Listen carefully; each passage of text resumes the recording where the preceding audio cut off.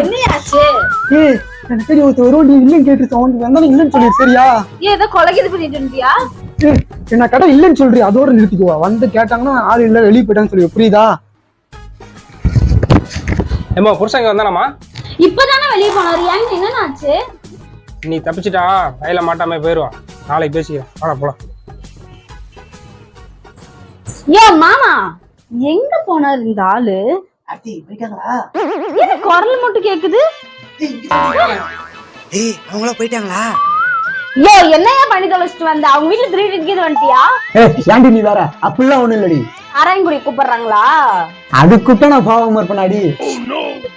எல்லாத்துக்கும் தான் உன்னை தேடிட்டு வராங்க.